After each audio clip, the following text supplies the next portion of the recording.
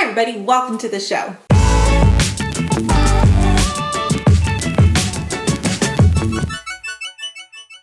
Welcome back to our channel. My name is Amanda. If you haven't been here before, I am a mom and a teacher and I homeschool my kids.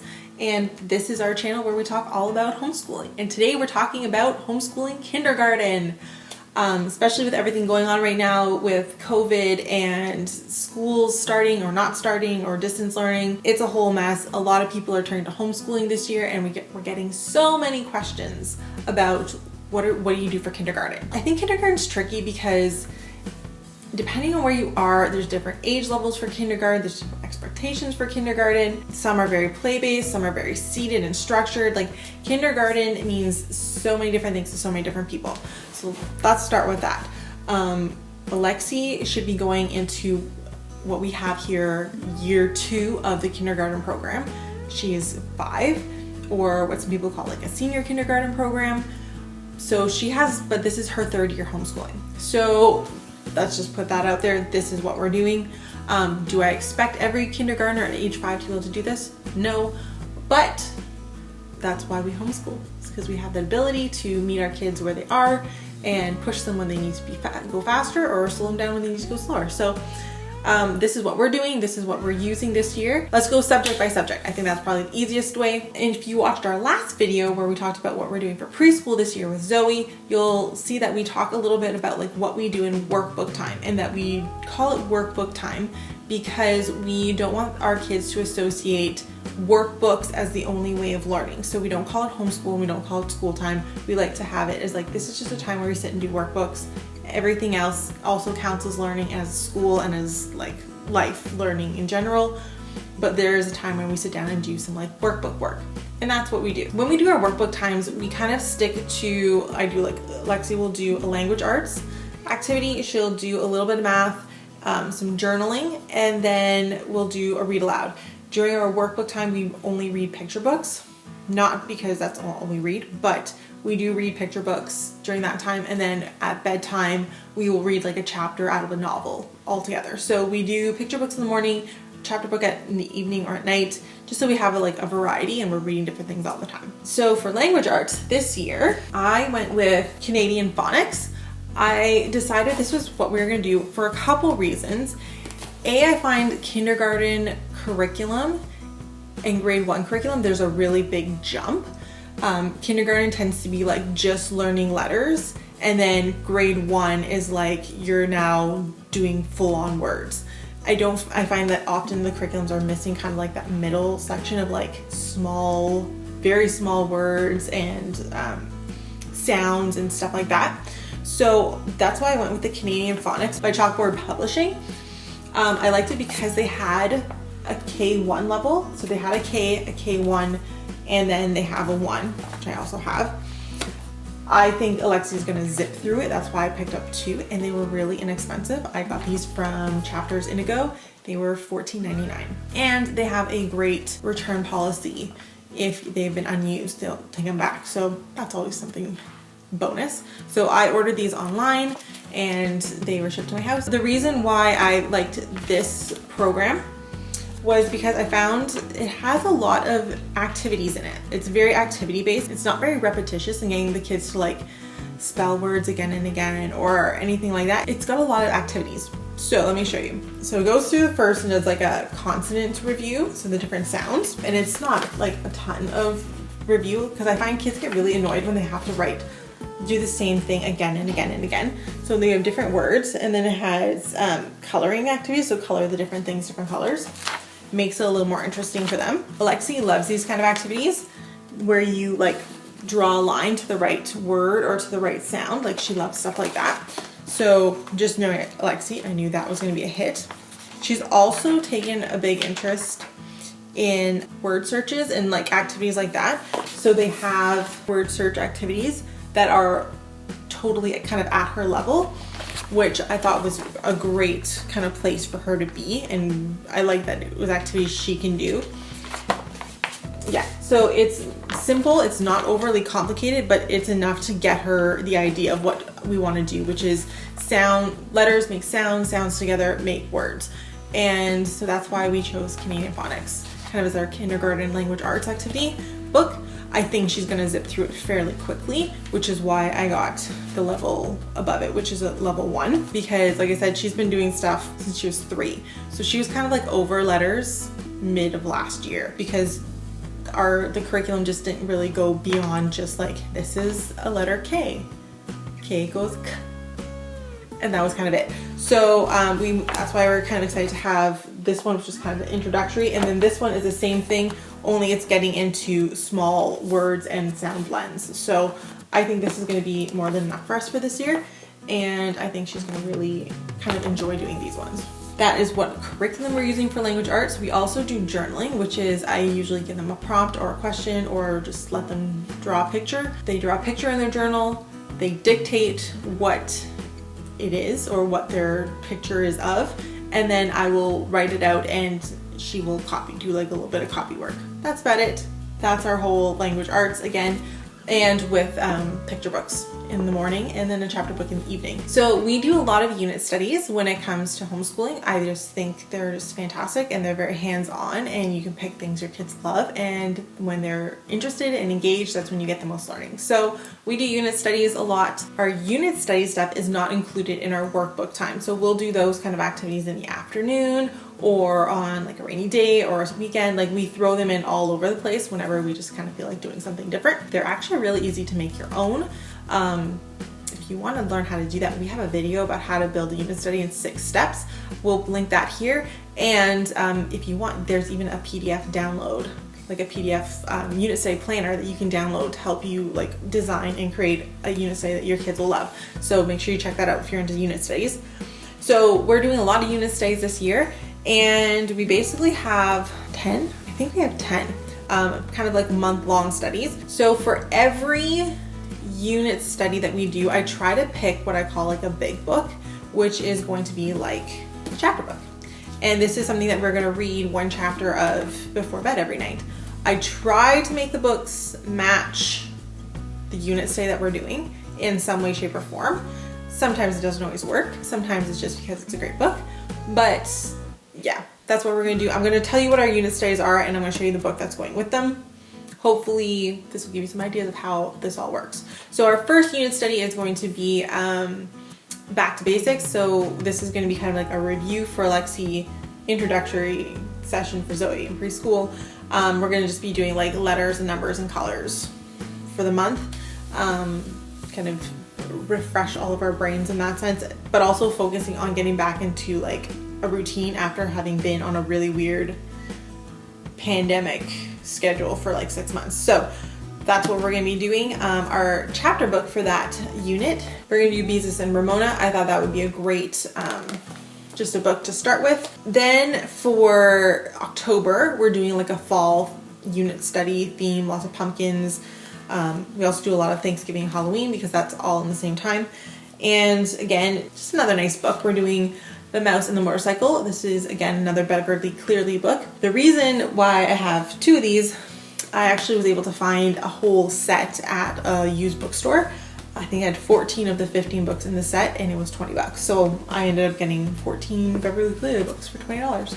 So this is what we're doing for October. November, we're gonna get right into like a really cool unit study. We're doing the human body. So we're gonna be doing all kinds of like eating healthy, exercise, talking about anatomy and germs, which is why I'm so excited about this Zoe and Sassafras book, Unicorn and Germs. This is recommended by a friend, by an Instagram friend, and I think it is just gonna be like so much fun because my kids love sciencey books and they love unicorns. So bonus. I'm really excited to get into that one.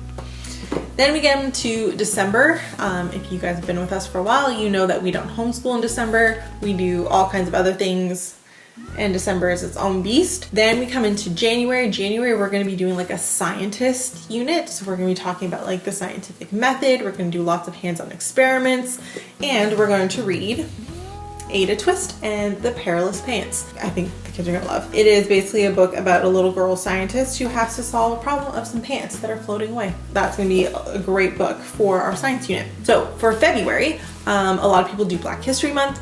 we're gonna kind of do like a diversity month. So we're gonna do no white leads. So no white leads in any of the movies we watch, no white leads in any of the books that we read, no white protagonists, lots of like minority leaders and biographies of people who are in minorities, and just kind of work on trying to be more inclusive and diverse. So for that, I was given this book. It's a book called Sugar, and it is about a little girl who lives on a plantation, a little black girl who lives on a plantation who is a slave, but there's also a Chinese family who lives nearby. So lots of diversity in this book of different types of minorities. So I think that will be a great book for us and maybe make us think a little bit. So yeah, Sugar is going to be our diversity book. March, we're going to be doing zoo and zoo animals because Zoe loves zoo animals. Alexi likes them too. I think she's just more builder kind of kid, but she does like animals, and so we're going to be kind of doing like a zoo unit study where we're going to look at like classifications of animals, where they live, and like all that kind of habitats, all that kind of stuff. And our big book for that month is going to be Mr. Popper's Penguins. Super excited about that. April is a tricky beast right now. I think I'm having a hard time with a book for April. We're going to be doing Season Community, so I have lots of activities and stuff for that. But the thing I'm having a hard time with is finding a book. I think we're going to do Boxcar Children #1. I just need to find a place where I can get the Boxcar Children #1, because apparently that just doesn't exist anywhere. So I'm having a hard time tracking down a real copy of it. So fingers crossed that will be our April book. Then we're going to move into May, where we're doing like a plants and seeds study. That's, again, very difficult to find a book about plants and seeds, but I found another book that I thought would be a lot of fun. I have The Tale of Despero, book about a mouse. I figured mice might see some plants. I don't know. That's what we're going to do. We're going to do Tale of Despero. We're going to try that and see how they do, and yeah. Then in June, we're going to be doing a unit study on insects and bugs. And of course, you got to read the classic Charlotte's Web when you're talking about insects and bugs and spiders and all those kind of things. So that is going to be our June study. And then I keep going back and forth. I think over the summer, we're going to do like a Canadian kind of study a little bit. And so I picked up Anne of Green Gables as like an illustrated book. Again, yeah, you can see I got it from the used bookstore, which is great. And I think we're gonna read this over the summer. And if we finish this one and we're still looking for a book to read at that time, I also got The Wind in the Willows. So kind of Canadian / outdoorsy kind of unit for the summer. Those are our big books for the year. I think that will be more than enough. And then when we finish this, we just kind of read whatever we want at bedtime, and lots of picture books in there too. And let's get into math. So last year we did level 1 of this curriculum. So this year Alexi is doing level 2, which is math lessons for living education. We like this one because it is very story based. So there's lots of stories in here. There's lots of like, this is how it works in real life. This is how this topic comes up in real life. And I like that it's not like a ton of practice questions. So like, for example, so here we have like, it's adding. So it's like 2 trees plus 3 trees. 2 trees, you write in the number and then you come up with the answer. There's 3 examples. If she can get the 3 right, she doesn't need to sit here and do 25 of them. So that's what I kind of like, is there's not too many questions. There's enough that they get it. There's enough that they can understand it, but it's not so much that they're like overwhelmed by having to do it again and again and again. And I like that it's very like real world focused. It is a Christian curriculum. There is a little bit of God talk in here, but it's not a lot. The last one only, I think there was like a Noah's Ark story in it. Not that much. But I do like I said, I do like this curriculum. She's just finishing up in level 1, and when she finishes level 1, we will start level 2, which is technically a grade 2, but she just loves numbers and math. So again, homeschooling, do what they love and let them run with it, right? And this I got off Amazon. It is not overly expensive. I believe it was about $49. And this is like our full year of math curriculum. So that's what we're doing. When it comes to other subjects, art, we like to do a lot of art exploration. So every month the kids get a different material to play with when we do art time on Fridays. They just get to kind of have at and see what they can create. And then for music, we're hoping maybe to do a little bit more music study this year. So for music, we're hoping to do a little bit more of like music studies this year. Stefan is a music teacher. He is a music composer. He is a choir director. So he's probably going to take over that and try to give Alexi like a 10-minute piano lesson once a week. Nothing long, but like kind of get her into playing an instrument. She also has a ukulele, so I think we're gonna maybe look into see if we can get some ukulele lessons like on YouTube or something and let her kind of start the process of learning how to use an instrument and take care of an instrument and play music. So that's what we're doing for music. For science, like I said, we do a lot of unit studies, so I don't really worry about science curriculum in that sense that like I'm not buying books, but we do our unit studies. I do like to give Alexi some building challenges and give her like an activity to build because she is so mechanically inclined and so engineering brained.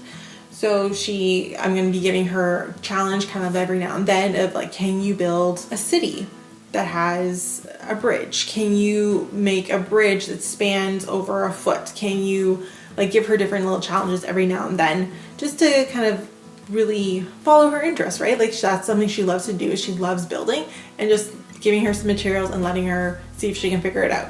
So that's what we're doing for science. I have my fingers crossed that our science center will open up and that they will be running their homeschool program again, because that was just fantastic, and it will also be a lot of socialization for the kids even if they have to wear masks. So I'm really hoping that they run the homeschool program again. So that's what we're doing for kindergarten. It's not that much when you look at it. It's basically ends up being workbook time 3 times a week for maybe half hour, 45 minutes, some picture books, some journaling, and then chapter books at bed with a sprinkling of activities throughout the week. Well, there's lots of free time, there's lots of play, and a lot of time to like just explore and be kids. So that is what we're doing for kindergarten. Thank you for watching. If you like this video and other videos like it, please subscribe and click the bell. Don't forget to follow us on Facebook and Instagram, where we post activities and tips and tricks all the time. And you'll want to join our email list because we send out all kinds of cool tips, tricks, information, coupons for our products, and contests. And that's where you'll find all of that is on our email list. Thank you for watching, and we'll see you guys next time.